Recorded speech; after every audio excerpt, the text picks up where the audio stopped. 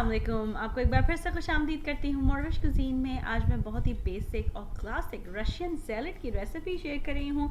ये पाकिस्तानी स्टाइल का Russian salad है जो हम दावतों में या शादियों में खाते हैं।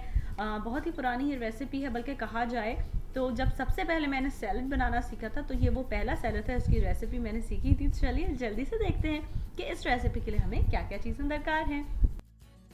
तो बिस्मिल्लाह पढ़ के शुरू करते हैं। सबसे पहले आलूओं को छील के क्यूब में काटा और उनको बॉईल कर लिया। ये फोर्क टेंडर है, यानी बिल्कुल मुशी नहीं होने चाहिए, क्यूब रहे। इसी तरह गाजरों को छील के बॉईल करके रख लिया है। अब इसके अंदर क्यूब में कटे हुए जो क्यूकम्बर है उसको शामिल कर रही हूँ, साथ में डाल रही हूँ सेब। आप चाहें तो पाइन एप्पल्स भी डाल सकते हैं, मैं सेब का इस्तेमाल कर रही हूँ। साथ में डाल रही हूँ मटर। इसके साथ शामिल कर रही हूँ इसके अंदर रेगुलर मेयोनीज और विपिंग क्रीम।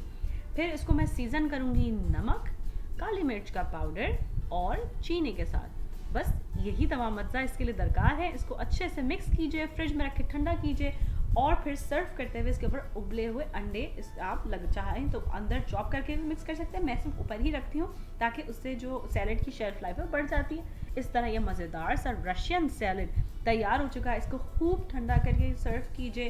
बारबेक्यू का सीज़न अभी भी हाँ बस थोड़ा सा बाकी है, उसमें बारबेक्यू के साथ सर्व कीजिए या वैसे ही अपने घर में किसी भी मौसम में इसको एंजॉय कीजिए। अगर इस रेसिपी को आप ट्राई करें तो प्लीज़ मुझे ज़रूर बताइए कि ये आपके पास कैसी बनी।